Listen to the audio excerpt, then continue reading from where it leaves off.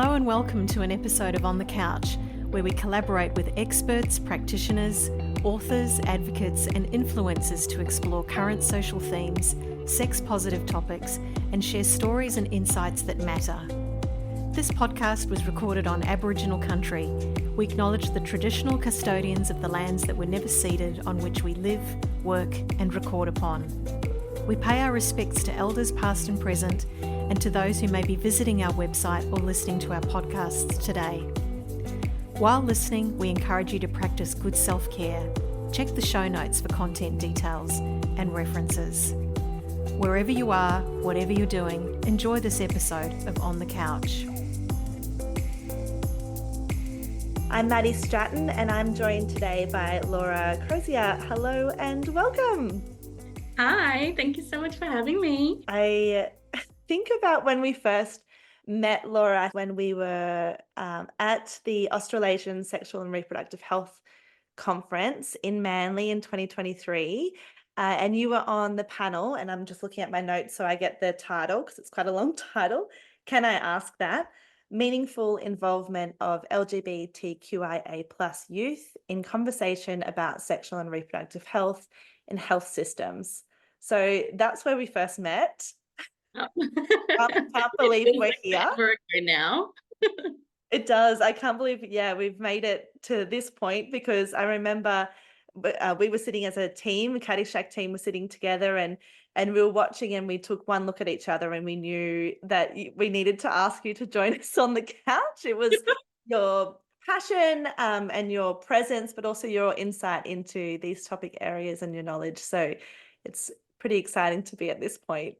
I'm really looking forward to exploring youth mental health and sexual health with you. Yeah, absolutely. I'm so honored to be here. That conference was such a whirlwind for me. It was like my first kind of big step out into like the sexual health world in like a professional sense, I suppose.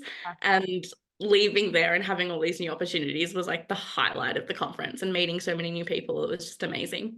Yeah, I'm itching to dive straight in, but I don't want to rush. I want to get settled in this space and start with a bit of a bio for our listeners to get to know you, Laura. So Laura is an Affirmative Consent Project Officer working on the Youth Affairs Council of Victoria, so that's YACVIC. You have recently joined the Australian Youth Affairs Coalition as well, which congratulations. Thank you. We know that you are passionate about advocating for mental health awareness and improving access to sexual health care and education for young people. And you co-host a podcast, Growing Up Clueless, where you and Miranda Johnson-Jones share your stories, provide fact-based advice around stigmatized issues that young people face. I want to get into talking about your work, Laura, but what we've been starting to do with our guests on the couch recently is spend a little bit of time, I guess, introducing your story and using this concept of fields of existence or coordinates of belonging. And we thank Leah from Co-Culture for introducing us to this concept. It's that our beings are a field that are made up of stories that we've been told, our ancestors that have existed, the land under our feet, and the places that we stand. And all of these forces form who we are in this moment as contextual beings.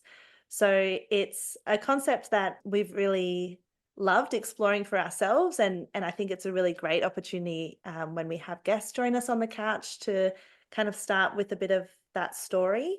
I'd love to get started with some of that for you, Laura, how you define and how you locate yourself and what your coordinates of belonging are. Yeah, absolutely. Thank you so much. I'll also acknowledge that today I'm joining from the Wadawurrung lands. Sovereignty was never ceded, and it's a real privilege to be living on such beautiful lands. So the coordinates of belonging, when we spoke about this last week, Maddy, like straight away really resonated with me. And I went back and watched the videos explaining the entire kind of construct that she talks about, and I was really moved by it. And there was one quote in particular that I really, really loved.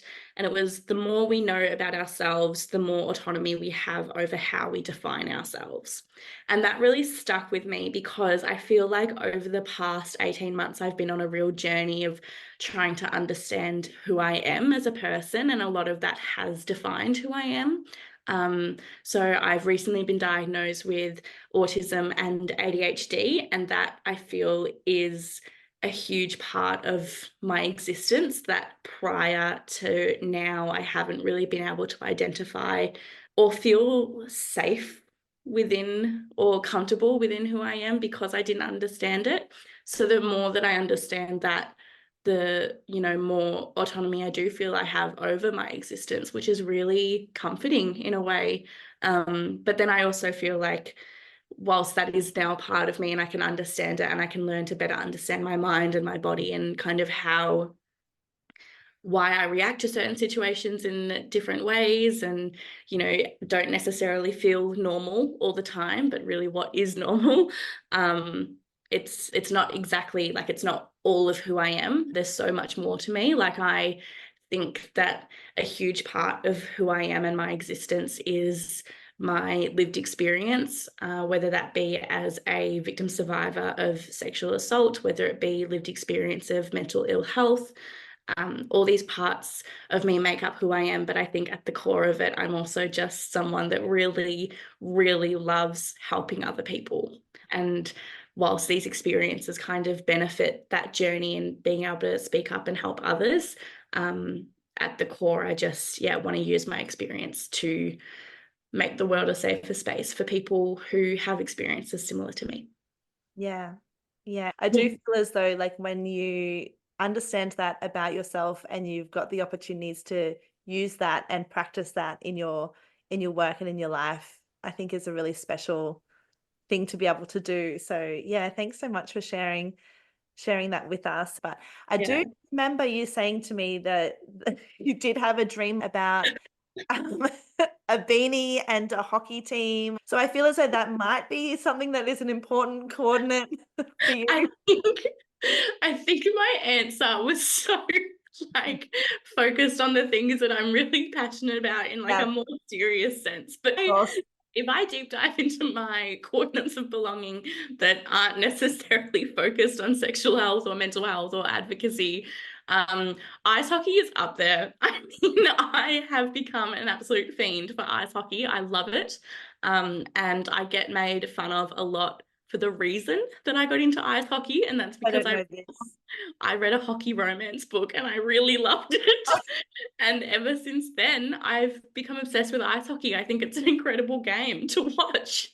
I mean, it is, sure, Yeah. but I also love that it came from a romance novel. Yeah. Yeah, you learn a lot when reading books that Yeah. aren't at all educational. They love that too, right? Little plug here for What We're Reading Library, and I think we do follow each other on Goodreads as well. Lots of great fiction and non-fiction in there for our listeners to jump into. But maybe this ice hockey one we need to include. I don't know, like it could be the next Yeah, big thing. I could recommend some because I've Yeah. read a lot. Yeah, I love that. That kind of leads into the Growing Up Clueless podcast because I don't know why, but in my head, like books and podcasts kind of go Yeah. together. It's like feeling like vibes. The Growing Up Clueless website is fire. It's so good. Everyone check it out, growingupclueless.com. You and Miranda Johnson Jones have done a really great job at creating a safe place for listeners to hear a real discussion about kind of taboo topics and stigmatized issues that young people actually face. It really does feel like you're sitting on the bedroom floor, like getting ready and listening to friends yap. So yeah, I really love that it's fact-based advice, but also sharing those real life stories, without judgment or expectations or trying to fit into a certain mold of what a podcast should sound like. Also feel like podcasting bridges that gap in education and access, in particular to sexual and reproductive health care and mental health care in an empowering way. So yeah, can you take us back to how the podcast started? And I know there was also that It's Time to Talk video project as well. So can you share a little bit about that for our listeners? Yeah, absolutely. So Miranda and I actually met when we both joined a youth ambassadors program run by our local Shire Council. So we both grew up in the Macedon Ranges, which is a regional town in central Victoria. And so we both, joined this youth ambassadors program. And one of the goals that program has is that you, as a group, pick a topic that you're kind of seeing as a societal issue in our community, and then deliver like a project based on that about, raising awareness or something along those lines. And yeah, this year we kind of wanted to pick our topic, but I was at a point in my life where I was really still deep in my trauma and didn't necessarily know how to speak about it in a safe way or really do anything about it, to be honest, other than kind of wallow in what was happening in my life at the time. And I was probably, I think I was 16 or 17 at the time. And so we had this meeting, and the whole discussion was, okay, what things could we do, and I was having a really awful day. So I was so quiet throughout this whole meeting. I remember I was like the epitome of a sad girl. Like I was, head down, not focusing, fidgeting, not engaging with anyone. And then I remember listening to this conversation, and we were talking about all the different things that, we could do a project on. And there was things like mental health and body image and, all these really important, deserving topics, but also they just weren't what was on my mind at the time. And I was really, really frightened to speak up about what I thought was important. And so I kind of waited until the very last minute where everyone's like, okay, see, I was like, wait, no. And so I kind of stopped everyone and said, I think that we should maybe raise awareness for sexual assault. I think, that would be a really important thing to discuss. And I think that I was so lucky that everyone in the group kind of went, oh, that's actually a really good point, because none of us have ever broached the topic with anyone in our lives. And that was what I was really struggling with at the time, because I was a victim survivor. I was attending school with my perpetrator, which was a really hard thing to do. So I was constantly reliving this trauma. And I had no one to talk to about it, because I didn't I didn't know that I could talk to people about it and it not be, put on me, that it not be something that, I did wrong. I put myself in that position, so I deserved what happened to me. And that's kind of the mentality that I had going into this, is that if I'm feeling like that, like someone that prior to this has been really open and honest about her mental health journey, is an advocate for all these other things that I really care about. If I'm sitting here thinking, gosh, I have nothing to do, I have no one to talk to, I can't even imagine what that experience would be like for somebody else that, didn't have the support system that I had in place already. So I was so lucky that everyone was really on board with that. And that's when It's Time to Talk was born. So It's Time to Talk is a resource video for victim survivors of sexual assault. And that was kind of the goal, was to be something that someone could watch and feel seen and feel heard and validated. But then once it was created, it kind of turned into this thing that, it doesn't actually need to be once something's already happened. It doesn't need to be a resource for someone that has already experienced that trauma. This is actually when we can, use this education as a preventative measure. And so our thinking kind of changed around that, which was also really empowering, to be like, okay, we don't have to wait until the worst has happened in order to actually help people. So we became really passionate about like making sure that that video got out there. We did like a community launch, and it was picked up by the Department of Education to be a resource within the Respect for Relationships program, which was really exciting. And then kind of from there, we just didn't want it to stop. So we wanted to keep going with the momentum that we had from that video launch. And that's when Growing Up Clueless was born, which was really exciting. Miranda and I just wanted to keep going. We wanted to keep doing more, having more conversations. So we were so lucky to get some funding from Kyneton Community House and the Zonta Club of Kyneton and to start this podcast. So we developed Growing Up Clueless life advice from two unqualified experts, and it became our passion project. So we wanted to really bridge the gap between mainstream education and what young people actually need, the education that they need, but they're missing out on. So sexual health was kind of the focus to begin with, but kind of since then we just want to expand it more and more and more. We want to talk about everything that we feel we missed out on in high school. We want to make sure that young people feel empowered and educated when it comes to their sexual health. We want to make sure that they feel like they can have discussions with their doctors and not feel shamed or judged and be able to speak up for themselves.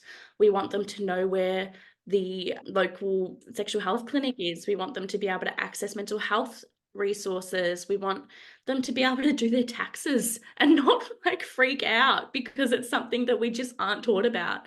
You know, and we want to empower everyone in a way that is meaningful to them. So, you know, we want to talk about things like women in sport and leadership, and we want to talk about toxic masculinity and how we combat that in our everyday lives. You know, it's something that it's Growing Up Clueless is really just a place for people to come and feel like they can relate to our experience. We're very open and very honest about literally every embarrassing thing that's ever happened in our lives.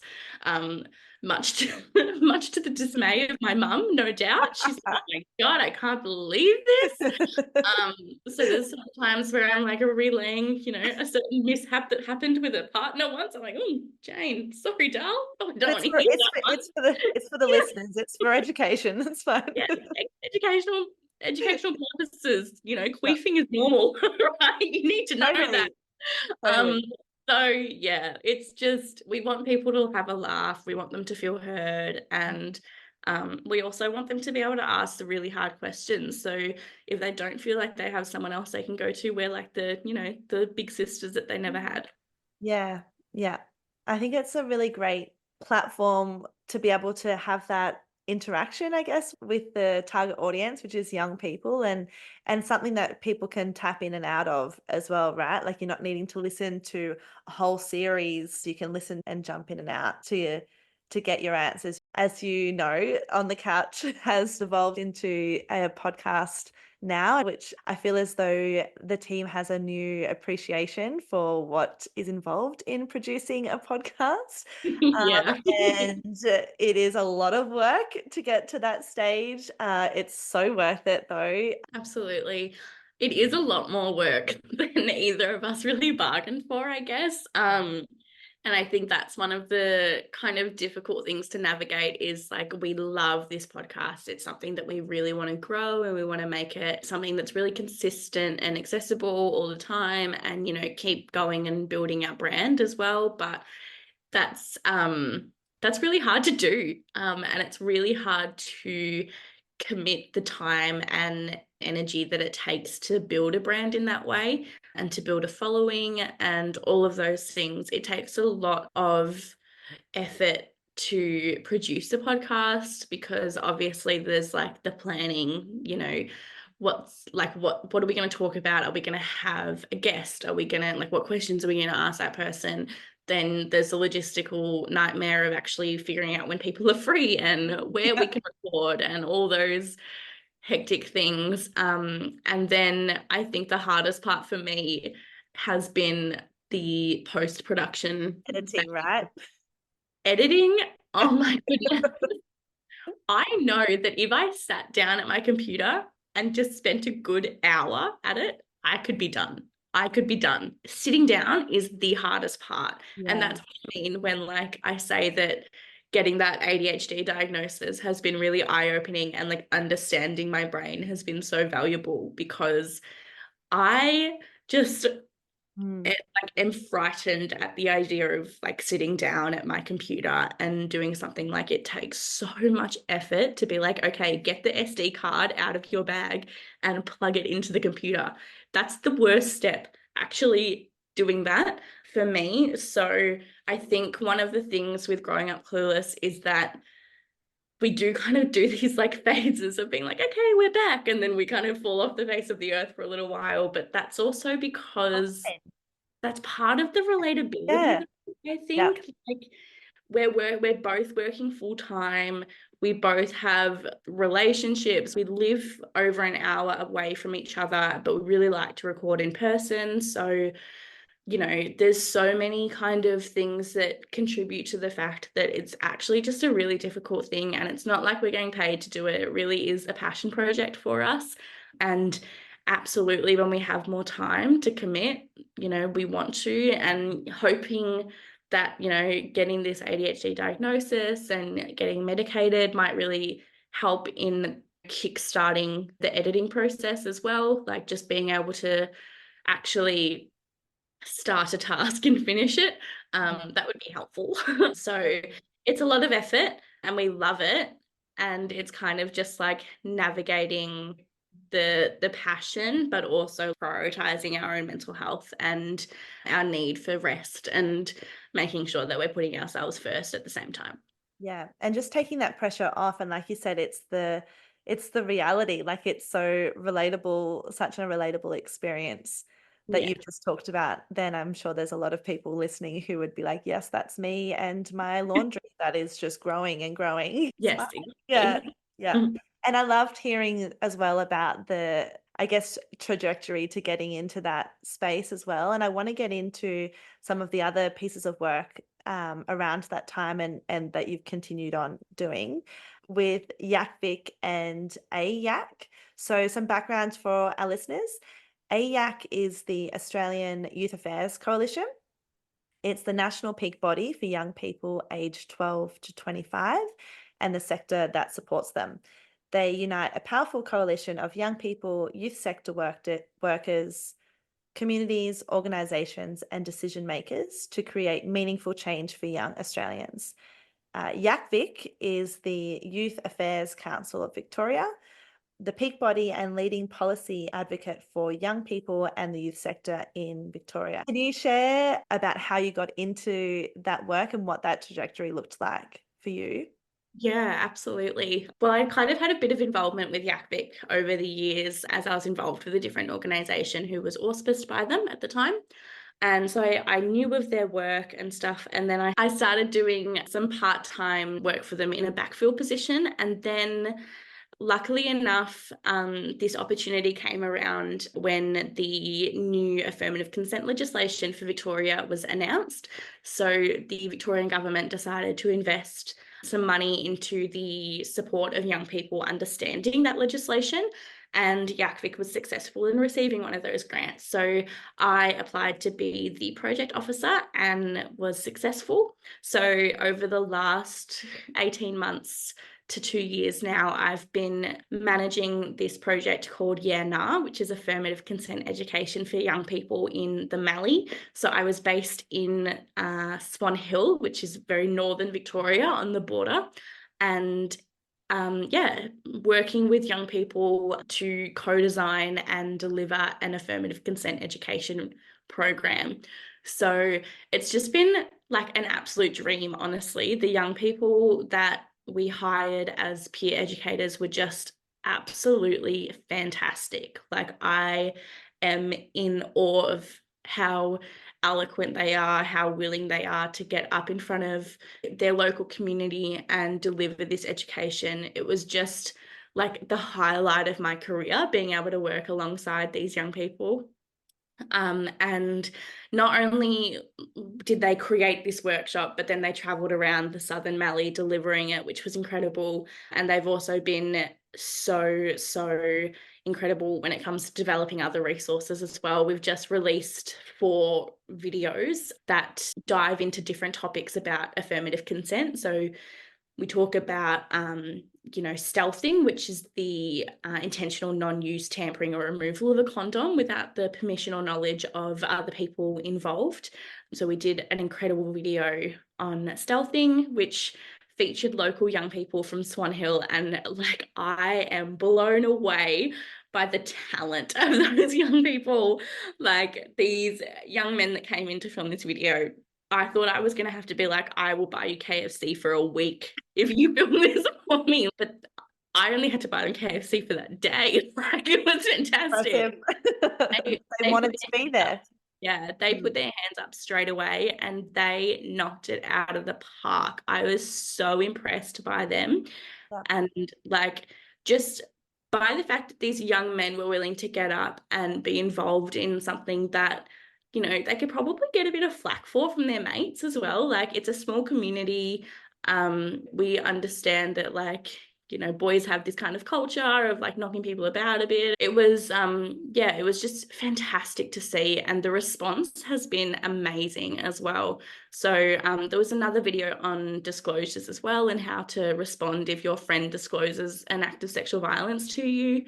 And yeah, so like it was just an incredible experience working that job and being able to go all across the Southern Mallee and deliver that education and kind of see how important it was. I think the really special part about the program that we developed was that it was really adaptable based on the community we were delivering to. So we understood that we were in an area that was extremely culturally diverse. We also wanted to deliver to quite a large age range, so 12 to 25. But we needed to understand that the needs of like 13-year-olds was very different to the needs of 25-year-olds. So how can we make a workshop that we can adapt based on who we're delivering to, and ensuring that it's always culturally safe. So, you know, taking extra precautions to make sure that we were delivering education that was safe for that community, but not just not delivering it, because it's not a one size fits all approach. And like that needs to be focused on, especially in these rural communities. You know, a lot of times people will just not attend a consent education or sexual health education class because it doesn't align with their cultural values. And that's absolutely fine. But how can we make sure that we deliver the education in a way that is culturally safe so that that young person can still be educated and still be empowered and still have the knowledge that they need? Like we need to be able to change the way that we work, that we engage with these young people to make sure that we're not just pushing them to the side because it's inconvenient for us to do what needs to be done. So yeah, it was a really, really fantastic experience. And I'm very excited that I'm still working on that project and moving into a statewide delivery soon, which is really exciting. And then thanks to my work with YACVIC, I was able to connect with the team at AYAC as well. And I'm now working for, the Australian Youth Affairs Coalition in a bit of an events role, which is a bit of a sidestep, and I'm loving it. Yeah, I was a little bit worried because I was like, oh, it's a bit more like research-based and stuff, which I haven't really done before, but I found it so interesting and like just being involved and doing something a little bit different. I've absolutely loved it. And also just, you know, the opportunity to meet new people and learn new skills. And I love working for a team and being in an environment that really fosters that. Like, so it's just been such a fantastic experience in both roles. And I feel so, so lucky to be able to work in such supportive environments and just be really passionate about the work that I do. I feel like that changes kind of how people enjoy their work. If you're passionate about it, then you're going to love it. And I'm passionate about every job that I have at the moment. And there's a few on the books for quite a few people at the moment, but I really, really love it. Yeah, totally. So the Australian Youth Affairs Coalition, is that role linking in that affirmative consent as well, or is that events No. more broadly? Yeah, events more broadly. So Okay, great. we're looking into hopefully at some point hosting a national youth sector conference. So I'm doing some background work for that, which has been so interesting. And I really love it because it means that I get to talk to people from all different walks of life and kind of get ideas about what's really needed in the youth sector, what information is going to be most valuable if we were to host a conference. And yeah, I've also just learned a lot about like different organizations that are doing incredible work and, you know, different potential speakers that would be fabulous on this topic and this topic. And it's just really interesting and insightful. Yeah, you can see where that network just starts to grow and grow, doesn't it? Yeah. Yeah, yeah, Always good to have that youth voice at the center of yeah, organizing something so big like that. yeah. And I just love talking. So like it just suits me a lot It because I get to works. talk to a lot of different people. Yeah. Can we go back to your role as the Affirmative Consent Project Officer? Because I was thinking about the consent themes that we've had in a lot of our episodes of On the Couch over the last couple of years. I love asking in those conversations what kind of definition of consent really resonates with you and that you're using at the moment that you feel most drawn to. So do you have something that, when you're delivering those workshops with such a diverse age of participants, but also cultural background, and yeah, what kind of definition do you feel fits when you're delivering those workshops? Yeah, for sure. I think like personally, the definition of consent can be so varied. The consent definition that we use in Yena is asking for permission and making sure that everybody is comfortable, and we really follow a ethical consent framework as well. So I think that like the definition of consent, it doesn't just include permission. It doesn't just include asking a question and getting a yes or no answer. It encompasses this ethical consent framework, which is making sure that you feel good, you feel safe. So it's taking care of yourself, it's taking care of the other person, it's understanding boundaries and power dynamics, and it's ensuring that you learn as you go, identifying that it's okay to make mistakes. It's okay to misstep here and there, but we need to learn from our experiences and continue to grow as people. So we really take this ethical consent framework that was developed by Jenny Walsh at the Hum Academy, and it's just fantastic. And we have such good responses to that because it really deep dives into what consent looks like in practice. And I think that's the most important thing when doing consent education with young people, is that it's all well and good to be like, okay, what is consent? And then you get young people kind of saying it's, asking for permission, and asking if someone wants to partake in an activity or something like that. And yes, those answers are absolutely all correct. And so young people understand the concept of consent, but actually putting that into practice is an entirely different thing. So how can we make it comfortable to ask, does this feel good? Do you like it when I do that? Like, are you feeling comfortable? Are you sure you're ready for this? Giving them actual questions they could ask in a real life scenario rather than just understanding the concept. It's two very, very different things. Yeah, I've had a few conversations recently with some international students in New South Wales, and it's the conversation starters. I feel as though once the conversation's moving, it's a bit different, but it's like, what do I actually say? And Yeah. how do I start that conversation? Because no young person's going to sit down. Like, they're not going to be like Yeah. making out with someone and be like, do I have your consent? Yes. Like that's actually not how it works. Yes. Yeah. So, it's about meeting them where they are. And I think that's the real benefit of a peer educator model, which is what we use as well, is that it's relatable and it's fun and it's educational at the same time. So you take, you kind of pick up on the vibes of the people that you're delivering to as well. So you might make a joke here or there and they'll love it. And, you just go with what works for that group.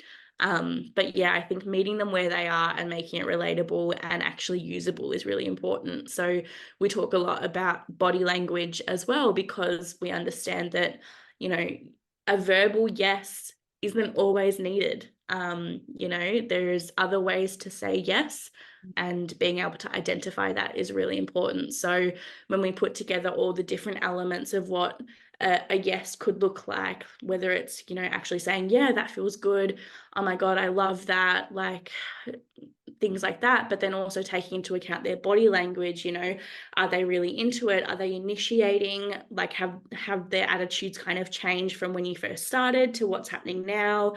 Are they really rigid and still and like not making eye contact, all these different things that we can pick up on and that we notice as humans during an interaction with another person to identify whether consent is actually being given. And I think having the peer component of that really helps to deliver that message as well. And there's that real sense of that safe space and being able to learn and be able to ask those questions and not feel like you're being judged for the question that you're asking. It sounds like a highlight of the work that you do. I love that what we've shared so far really is around the value and difference that this work is making. I think especially hearing about those videos and but at this conference level and in this event space, it really is having an impact on so many people in a real way. I want to go back a step for a moment and do that thing that usually happens at the beginning and share some stats and really dive into what the research is telling us about young people. So I'm going to pull some data from the 2021 to 2022 Australian National Survey for Secondary Students in Sexual Health. So this is a national study exploring the sexual health and wellbeing of school-age young people in Australia. The study explores young people's experience of sex, relationships, sexual health, and school-based relationships and sexuality education. One section I'd like to focus on is young people talking about sex, because I feel as though that is really relevant to what we're talking about today. We know that the more that we talk about sex, the more normalized it becomes. We then destigmatize those areas and conversations around sex, consent, relationships. So the majority of young people reported that their most recent sexual experience, 80% said they talked to their partner about having sex. 65% included sexual pleasure in that conversation, and almost 55% talked about using a condom. When it came to talking about sexual matters with friends and family, 65% felt confident talking to their female friends about sexual matters. 47% trusted their female friends to provide accurate information, and 71% had spoken to female friends about sexual matters. How do these stats sit with you, Laura, and the experience that you have in talking to young people and delivering these workshops and the work that you do? Do you feel like they are reflective of what you're seeing in your work? Yeah, I mean, like, I feel like things kind of vary a little bit, and working in a very rural, remote area kind of changes that dynamic a little bit more as well. So, I mean, I think those stats are pretty good, honestly, compared to previous years. I think it's pretty great that there's a lot of conversations being had about sex, and that sexual pleasure is also becoming more and more ingrained in that conversation. So I think it's fantastic that young women are feeling more empowered to have those conversations.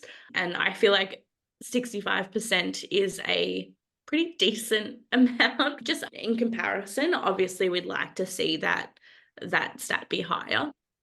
I think 54% or 55% actually discussing using a condom is really interesting. I think that's really quite low considering how important a condom is. And I think that might be a bit reflective of the maybe uptake of other methods of birth control, but not taking into account STIs. Yeah, so I think that a lot of the conversations that I have is that, you use a condom for pregnancy, but, oh, no, I'm on birth control. Well, that's not the only thing a condom's good for, actually.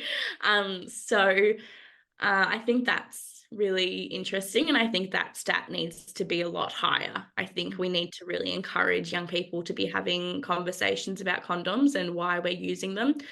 But condoms also need to be a lot more accessible than they are. I think working in a rural community, and I mean, growing up in a regional town as well, it was the same. Accessing condoms is a nightmare because everybody that works at the supermarket. You can't just go in and buy condoms because, like, the checkout chick is your mum's best friend's daughter, and like it's just a mess. You can't do anything in a small town and it stay a secret, which makes access to services and access to things like condoms or lube or anything really, really difficult. So I think, yeah, that's a big conversation that needs to be had. I think it's really important that we start making condoms just more accessible. I mean, like different health services should have them available, and I mean, I believe schools should have them available, but I know that that's a bit of a point of contention at some schools. You know, there's a conversation to be had there about what's the best outcome for young people, and I think having them accessible is the best outcome, because regardless of if we are providing condoms or not, young people are still going to have sex. They're not going to not do it. They're just going to do it in a way that isn't as safe. Yeah.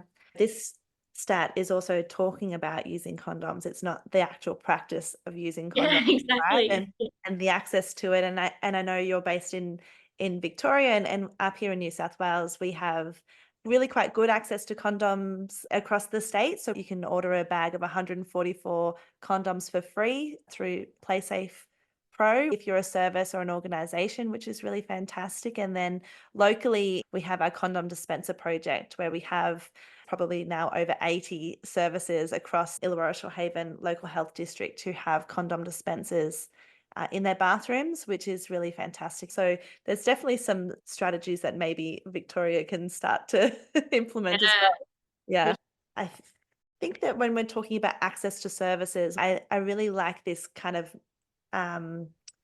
connection between sexual health and access to services and the mental health part of it too. And I think that sounds like that's the work that you've been really passionate about, working in that space. Yeah, absolutely. And it's so intertwined as well. You know, I just think it's really important to make sure that young people feel comfortable having conversations about their mental health that relate to their sexual health as well, that those conversations remain really open and dynamic. Because like I know from a personal experience, like I'll often talk to my psychologist about, you know, if I'm struggling with this or this, and it might, you know, impact my sex life in one way or another, and that then makes me feel really down, and I feel like I'm not like being the best version of myself, or maybe I'm not being the best partner or something like that. And you know, it's all stuff that impacts me in a personal way, but like I need that connection with health services to be able to be really open and dynamic, because otherwise I just wouldn't feel comfortable talking about, I think, any aspect of my health if a health service couldn't understand the intersectionality there. Yeah. And knowing where that support is super important too, right? Yeah. Yeah. I always like to finish these on the couch chats with getting to know who is inspiring you, what you're reading, what you're listening to, who you're following. And so, yeah, tell us your recommendations. Too many.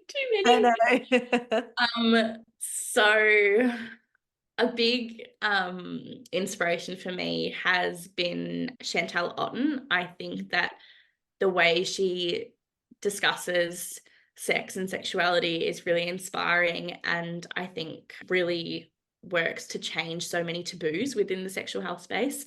So huge inspiration there. I guess a recommendation for reading that I have at the moment as well is I've just found these books, but I think they're fantastic. They're written by Chanel Mariah. I hope I got that pronunciation right, but one of them is called I Am Autistic, and the other one is This Is ADHD, and it's an interactive and informative guide to those diagnoses, I suppose. So you get to like fill out different things, and I found this really, really helpful because I get to fill out the things that relate to me and talk about my experience.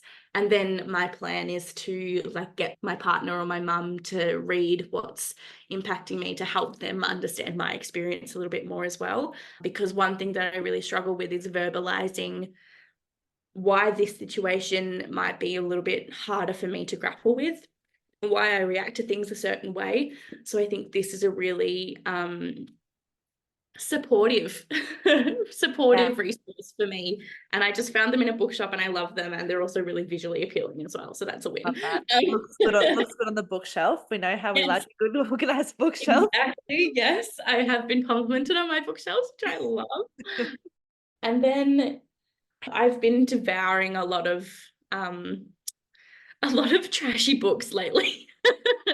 But that's one of the things that I really love to do, to kind of, it's a bit of escapism, I think. So I love reading, a hockey romance or a fantasy novel or something. So yeah, I really just love kind of escaping a little bit in that way. And then Taylor Swift, my one true love. And you went to the Eras tour, right? I did. Of course you did. Oh my God, it was the best night of my life. Stop getting married. Like, never top it. Never. I really love hearing that insight to you and insight into young people. And I think what the real takeaway is getting to know young people, and that they're not all the same. No. Like one size fits all, and we can't make these big sweeping statements, and these statistics are great, but it doesn't really tell us the ins and outs of what's happening in that young person's life as an individual person themselves, and not making assumptions around that. Did you have anything that you really felt like you wanted to highlight in the work that you do? Yeah, I think I'd probably just reiterate that it's really important in all the work that you do to center young people in it. If we're discussing things that are going to impact young people, make sure they're part of the conversation. I think that's actually the least that we can be doing. And ensuring that young people are shown how valuable they are, not taking advantage of their time, paying them for their time and their expertise. Young people are experts in their own experiences, and that's a really important thing to remember. Thanks for listening to On the Couch. We create this podcast because we are allies in actively challenging discrimination, microaggressions, and exclusionary behaviours. We want to create spaces where people feel safe to share their thoughts, knowing they will be heard and respected. Such an environment fosters collaboration, innovation, and contributes to a more inclusive society. Connect with us on Instagram and Facebook, where you can share On the Couch with your colleagues, friends, and family. On the Couch is made by Jennifer Farinella, Naomi Verrett, Maddy Stratten, and Winnie Adamson. Until next time, peace, love, and protection.